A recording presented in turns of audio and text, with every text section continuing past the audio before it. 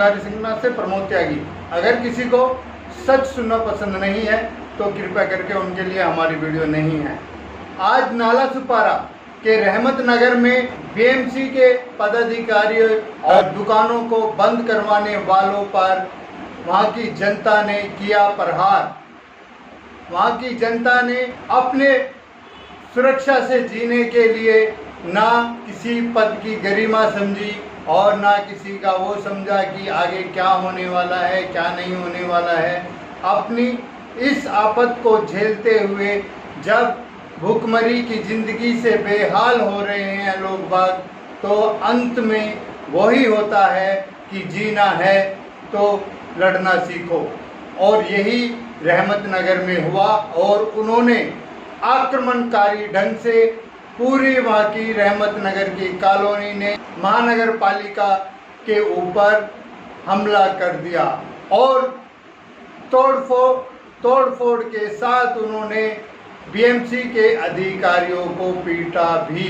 उसके बाद रहमत नगर पूरा पुलिस छावनी में तब्दील हो गया और कुछ लोगों को पुलिस वाले हिरासत में पकड़कर भी ले गए।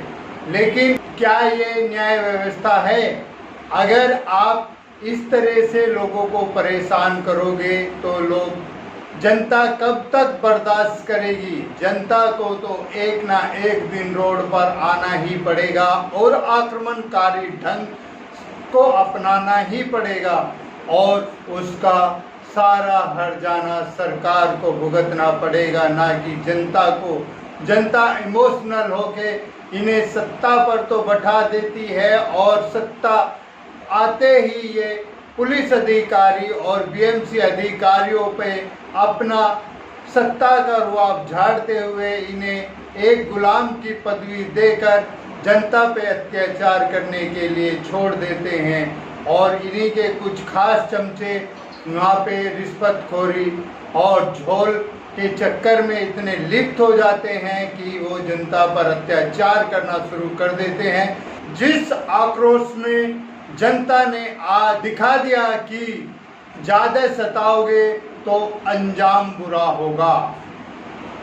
अब जो भी होगा वो जनता अच्छी तरह से भली भांति तरीके से जानती है, लेकिन ये शुरुआत है।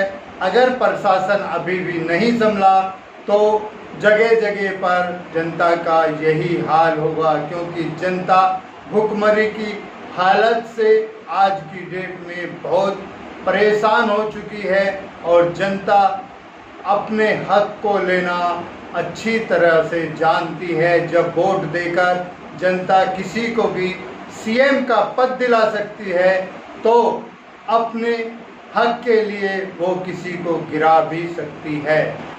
अगर हमारे प्रदेश के मुख्यमंत्री सही होते तो आज ये इस महाराष्ट्र की ये हालत नहीं होती, खासकर मुंबई की। लेकिन उन्होंने तो अपनी सत्ता के नशे में चूर होकर जनता के बारे में कुछ सोचा ही नहीं। वो तो सिर्फ अपने घमंड में और घोटालों में इतने चूर हैं कि उन्हें जनता का दर्द दिखाई नहीं देता। उद्धव ठाकरे जी, अभी भी वक्त है, या तो समझ जाओ, नहीं तो शिवसेना का नामो निशान मिट जाएगा। कोई शिवसेना को वोट देने वाला नहीं बचेगा। आपने वैसे भी बाला साहब ठाकरे की गरिमा मिट्टी में मिला दी है। आपने जो उन्होंने अपना अस्तित्व बनाया था, आपने यूपीए के साथ में मिलकर सब कुछ मिट्टी में मिला दिया है।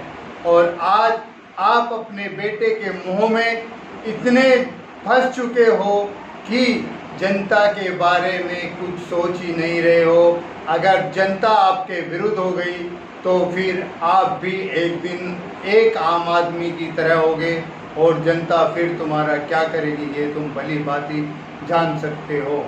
पश्चिम बंगाल के 7 चरण की वोटिंग हो चुकी है और अभी रिजल्ट आना बाकी है, काउंटिंग चालू है। टीएमसी की जगह पर टीएमसी कहीं कहीं पे आगे है, लेकिन जो आंकड़े दिखाई दे रहे हैं उससे पता चल रहा है कि बीजेपी का आना सुनिश्चित हो गया है पश्चिम बंगाल में। बीजेपी आना संभव है, लेकिन कहीं कहीं पे बीजेपी को खतरा है और हो सकता है कि बीजेपी बराबर के उसमें आकर 1-2 सीट से संघर्ष में आ सकती है। कोरोना की इस महामारी से पूरे देश में हाहाकार मच रहा है, लेकिन महाराष्ट्र और मुंबई में खासकर कोरोना से ज़्यादा भय का हाहाकार मच रहा है। कोरोना है, ये सब जानते हैं, सब मानते हैं और सभी जनता अपनी अपनी सुरक्षा के हित में काम कर रही है और सुरक्षित है, लेकिन उसके ऊपर इस तरह का अत्याचार जो हो रहा है वो निर्दयपूर्ण है। शक्ति बढ़ती जाए लेकिन लोगों का निवाला मुंह से नहीं छीना जाए, ये सरकार को सोचना होगा। अगर लोगों का निवाला ही लोगों के मुंह से छीना गया तो फिर कोरोना की महामारी से ज़्यादा आदमी भूखे पेट मर जाएंगे, जो जघन्य अपराध की तरह होगा। इसी के साथ देश की सच्चाई के लिए देश के साथ जीना, देश के साथ मरना। अगर आपको हमारी वीडियो पसंद आई हो तो लाइक करें, शेयर करें, कमेंट करें, बेल आइकन जरूर दबाएं। वंदे मातरम।